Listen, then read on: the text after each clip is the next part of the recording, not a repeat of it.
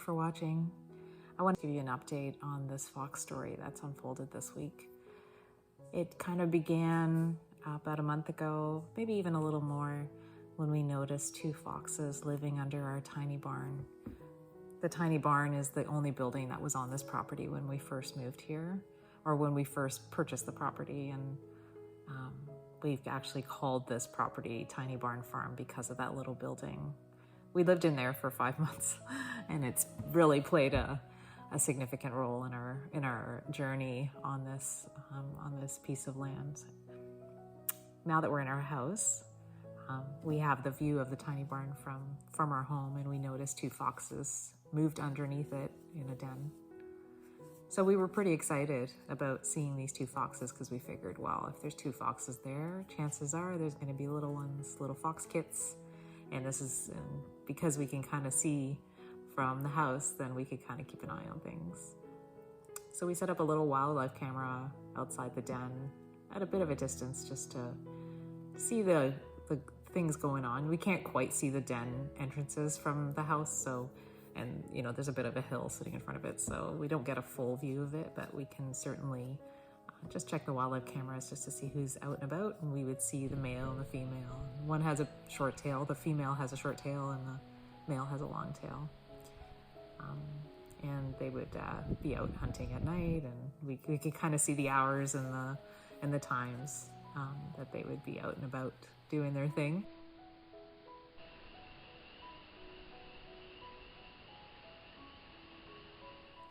Eventually, I did spot a little fox kit outside the barn. This was a couple weeks ago.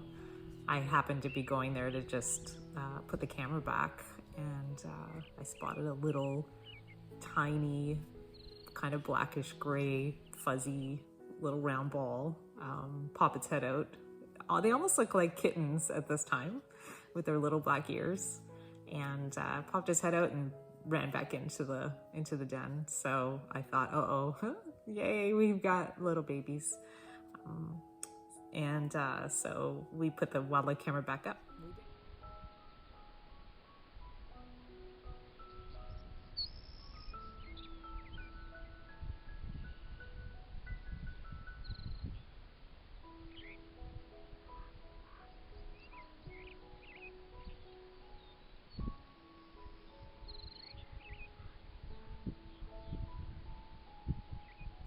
And then we started to notice that the female would stay by the den while the male went out hunting.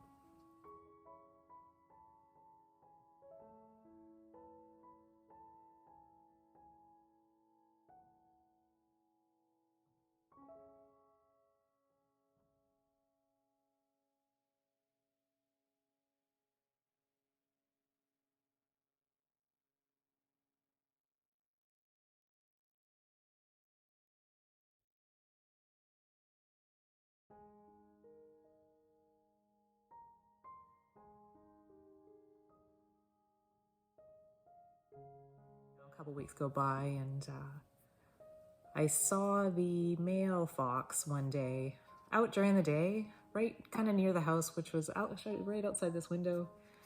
It was a little unusual. I mean, sometimes I'd see him out during the day, but he was right up, and I thought, he looks awful. So I thought at first he was wet, like he had gone into a pond or something. There's a pond just south of the barn, or just to the east of the barn, but he wasn't wet. His entire tail was bald. So I looked it up and I realized that he has mange, sarcoptic mange, I believe it's called. So relatively, somewhat common in foxes. They're certainly susceptible to it. It's a parasitic something or other that burrows into their skin and then creates a lot of havoc on their skin, and then their hair starts to fall off and they get really uncomfortable and itchy, and sometimes despondent, and sometimes they have a hard time taking care of their little ones. So we were concerned about that. I started to do a little more research on it, and then we noticed also that the female, we didn't know at first. I mean, it's hard to tell whether or not, because they're so elusive, they kind of come out at different times. And we did notice, though, that the female wasn't around. We hadn't seen her in a while. She wasn't on the wildlife camera. We would check it about once a week. And we did catch a couple of shots or like video of little kits outside the den, about 3 of them, and then the male was around. And we were like, okay, well that's, I wonder where the female is. If the kits are out, she should be out.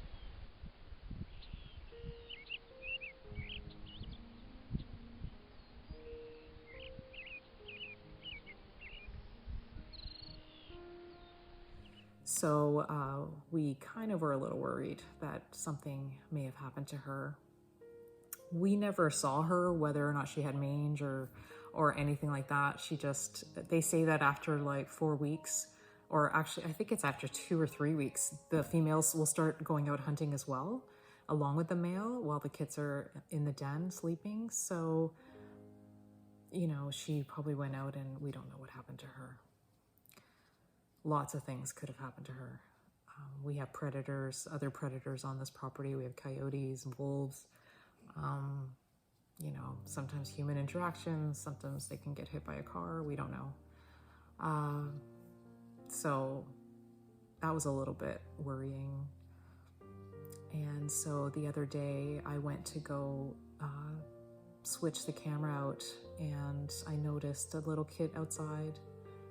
And then I kind of turned the corner, and then I saw a couple other kits in the grass, just kind of hanging out. And I thought that was a little weird, just because they're not usually, I don't know, they're not usually in the sun, and they're not usually out without an adult during the day, especially being so young. I mean, I would imagine they're about 4 weeks old at this point.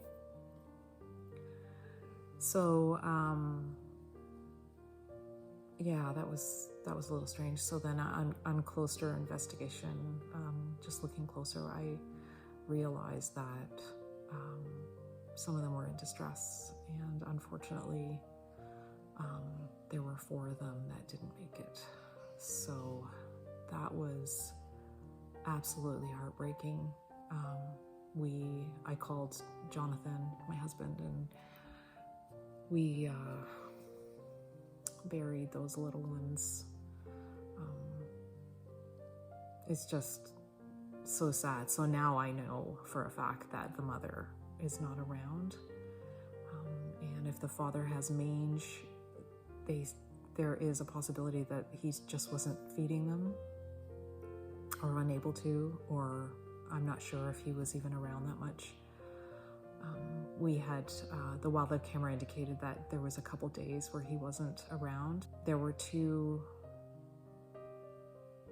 fox kits that were in distress. One of them was really bad, and the other one was pretty lethargic. So we were able to capture those 2 and bring them to the house.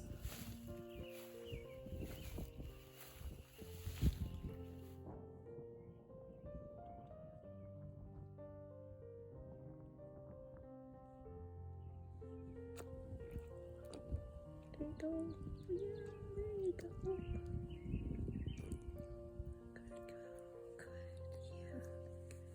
Good, yeah. More. Oh, yeah.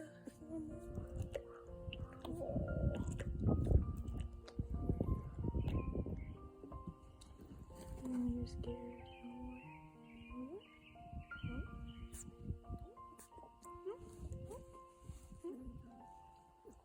Get you a clean, dry towel so you're not sitting in water. Oh, so cute. There you go.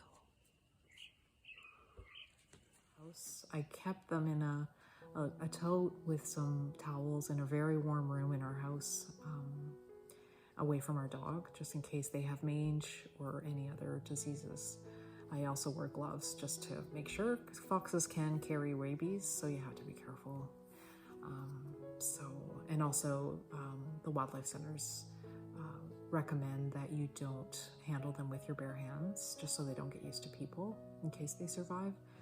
So I also got a solution recommendation: 1 cup of warmed water, tablespoon of sugar and a 1/4 teaspoon of salt, all mixed together, and I put it in a little squeezy bottle, and they both drank some of it, so I thought, okay, well, this is a good sign.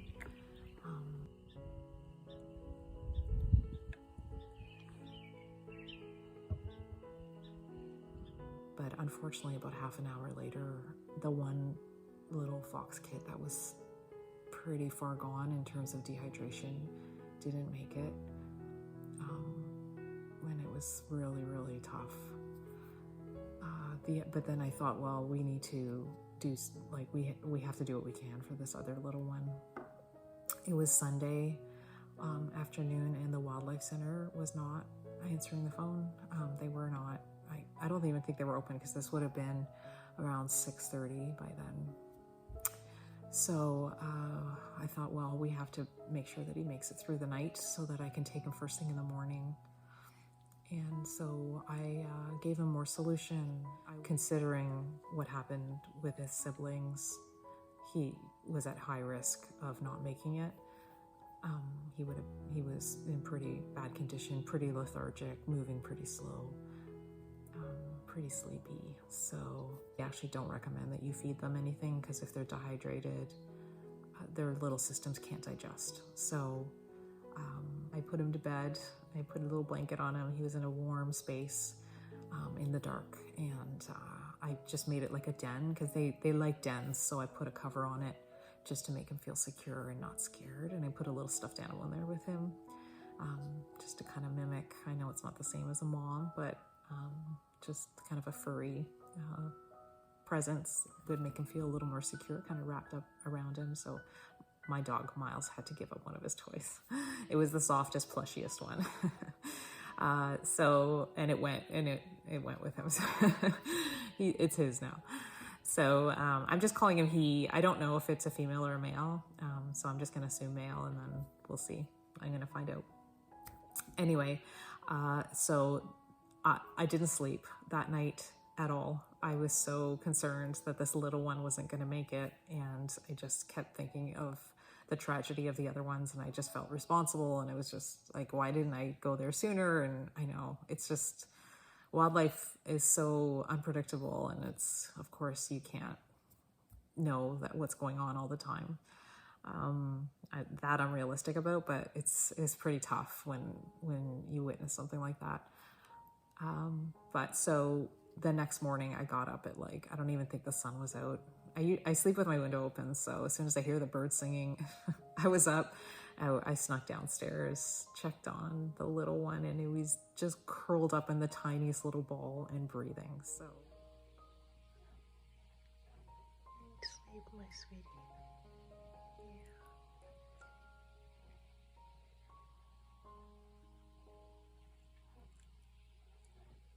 Yeah. Get some sleep.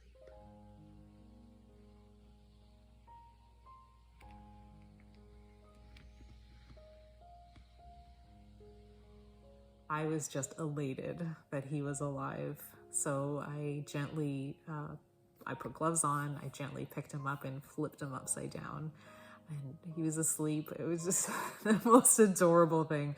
And I squeezed some solution in his mouth, and he drank right away. And I just thought, okay, well, this little one has a chance. So We're gonna get you some help, okay, sweetie?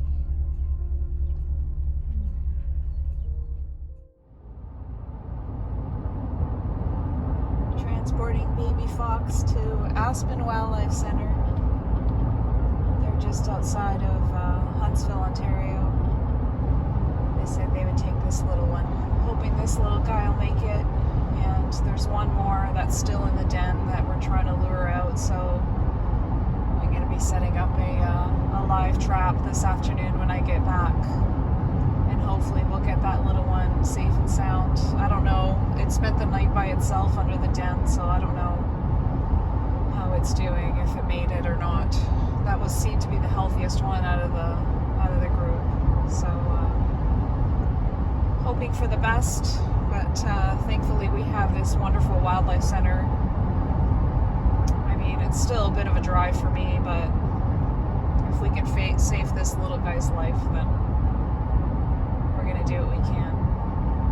contacting the Aspen Wildlife Sanctuary out in Rosso, Ontario, and they took him in. So I drove there yesterday and dropped him off. As I was approaching the wildlife center, he actually started to walk around in the little tote that I was transporting him in. So that was a really positive sign that he was starting hopefully his road to recovery. I know he has a long way to go, so I'll just double check to see how he's doing. Hopefully he's okay and he made it. And he apparently will have lots of friends at the wildlife center. They have a lot of foxes this time of year because parent foxes sometimes disappear, which is what we suspect happened to the female fox in this case. We don't know what happened to her. We don't know if she got mange. We don't know if she was killed. We don't know. So she's not around. The male fox, we've spotted him to the kind of to the east of the tiny barn. We've spotted him at a distance, so I've actually contacted a local vet in the area. I'm hoping to get treatment so that we can give him, there's a pill that you can give foxes with mange, and it's like one shot and they recover. So he's just such a beautiful fox when all his fur is in, and it would just be a shame if he died from this. So we're gonna do what we can. You kind of just stick it in like a hot dog or something and just make sure that he gets it. So we would have to start coordinating that and making sure that he's feeding from the same spot just to get him. We actually don't ever feed wildlife, but in this case, to treat the mange, we would want that. And then also you don't want it spreading to other foxes in the area or dogs. So we'd like to do that. There's still one pup or one little fox kit under the little building there. I have a live trap set up there. Setting up a live trap to see if I can capture that little guy. I just spotted him running into the barn into his little den. So I put some eggs and some puppy food mixed with water. They say you shouldn't actually feed baby foxes when they're really dehydrated, but I need to attract him out of the den in order to capture him, to hydrate him. So I'm gonna give this a shot. I just saw him, so he's awake and he's around. So hopefully it'll work. All right, wish me luck. And I'm hoping to get him. I tried yesterday and with no luck. And then we took the trap away overnight. We just didn't want him to get trapped and then be stuck in the cold. At least if he's in his den, he's warm, because it got to about, I think, 3 degrees last night. It was kind of frosty this morning, so it may have actually gone below 0. So as of yesterday, I did see him or her kind of run back in under the den. So he was, as of yesterday, the little one was alive. So hopefully made it through the night. I fear that it's by itself. There's no one else around to keep him warm. So it is a little worrying that he, would be very cold. So hopefully he made it. It's a beautiful, warm, sunny day today. I put the live trap on the warm side of the barn. It does get shaded in the afternoon when the real heat comes, so at least it won't be too hot. But he does use that entrance quite a bit, so I'm hoping that he'll be attracted to the little chopped up egg and watered down puppy food there. They'll probably still be feeding from their mother at this time, but they are starting to eat solid food, so thankfully they're at least at that age. So fingers crossed we capture that little one today, and if we do, I will drive back to the wildlife center and take him in. So yeah, we'll see. Gosh, what a week. It's been just like, it was so hopeful and then so tragic and then so hopeful again. So if we can save 1 and hopefully 2 little lives out of this entire ordeal, then I'll feel like at least we were able to do something. This is nature. This is what happens. The wonderful women at the Wildlife Center just said, you know what, there's only so much you can do. If you discover something like that, it happens. Thankfully, we were able to take that little one in and hopefully this new little one. So I'll keep you posted, and I'll hopefully if we do catch the little one, then we'll take some video and also